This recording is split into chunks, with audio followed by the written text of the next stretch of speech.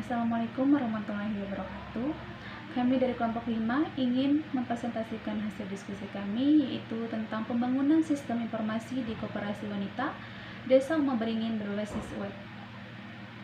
Sebelum ke materi, saya akan memperkenalkan teman saya terlebih dahulu. Saya sendiri Erna Putriati sebagai moderator sekaligus pemateri pertama, kemudian Nisar Mulyawan sebagai pemateri kedua, dan Arif Enursida sebagai pemateri ketiga. Langsung saja kepada materinya. Pembangunan sistem informasi di Desa Koperasi Wanita Desa Uma Beringin berbasis web. Koperasi Wanita adalah koperasi simpan pinjam yang terletak di Desa Uma Beringin, Kecamatan Internews, Sumbawa Besar, NTB. Masyarakat Indonesia banyak menggunakan koperasi, tetapi pelayanan koperasi masih kurang efektif dalam pengolahan angsuran anggotanya. Dengan meningkatnya peran teknologi informasi dalam bidang usaha ini, mendorong perusahaan untuk membangun sistem informasi agar sistem tersebut mendukung tercapainya tujuan dari usaha tersebut. Hal ini disebabkan oleh proses yang dilakukan berulang-ulang secara rutin dalam periode tertentu. Selain itu, lamanya proses akan menambah ketidakefisienan laporan yang diberikan. Untuk mengatasi masalah ini, pengolahan data simpan pinjam yang masih bersifat manual perlu dikembangkan menjadi sistem terkomputerisasi. Selanjutnya, organisasi proyek.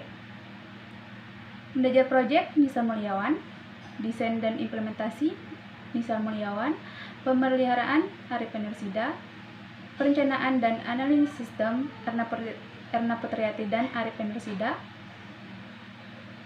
Kemudian analisis risiko. Yang pertama, faktor internal. Penggunaan template dan fitur yang kurang maksimal sehingga ada beberapa bagian yang tidak terpakai dan masih ada fitur di dalam aplikasi belum bisa dilakukan perubahan data anggota. Kemudian faktor eksternal, risiko yang timbulkan dengan adanya website, yaitu membuat para calon anggota dan juga staf koperasi tersebut menjadi kurang berinteraksi. Selanjutnya, materi akan disampaikan oleh pemateri kedua kepada Nisa Mulyawan. Saya persilakan.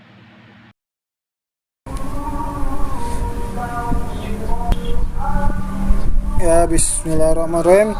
Jadi di sini saya Nisar Mulyawan akan melanjutkan dari teman saya, yang dimana saya akan membahas yaitu ada perangkat lunak. Dimana yang pertama itu ada perangkat lunak yang kita gunakan itu ada laptop, yang dimana laptop itu dengan spesifikasi Lenovo ThinkPad tipe T430, kemudian ada prosesornya itu Intel Core i5, kemudian ada RAM-nya itu RAM 4 GB dan harddisk atau HDD-nya itu 500 GB. Ya, kemudian ada perangkat lunaknya yang kita gunakan itu, yang pertama itu ada XAMPP yaitu untuk database-nya. Kemudian Visual Studio Code itu yang dimana itu untuk membuat program atau codingannya.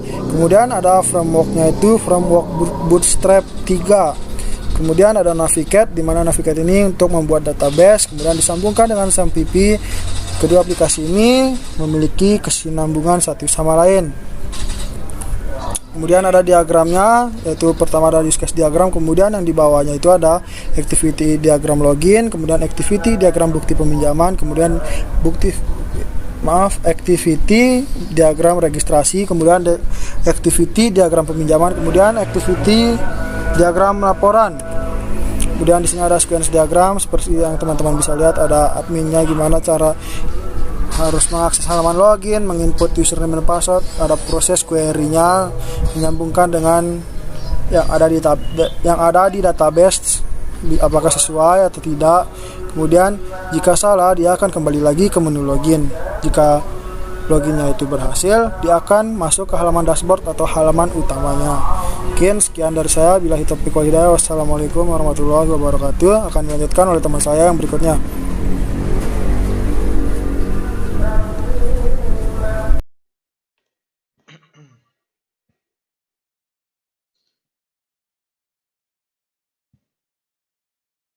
Ya baik, di sini langsung saja saya Arif Enursida ingin melanjutkan presentasi.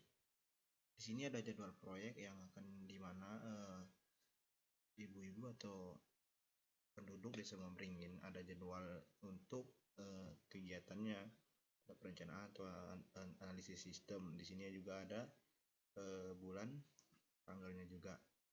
Lalu di sini kita bisa melihat profilnya dengan di sini ada profil, user, email, semua kita bisa lihat di sini langsung melakukan proses pengajuan peminjaman. Lalu di sini ada melihat status pinjaman, ya di sini bisa teman-teman lihat di sini sudah ada tertera. Lalu kesimpulannya, selama ini pada proses pendaftaran para calon anggota diminta untuk mengisi lembar formulir pendaftaran dengan tulis tangan yang disediakan oleh staf koperasi sehingga membutuhkan waktu lama, dan pada saat melakukan peminjaman masih membutuhkan waktu yang lama.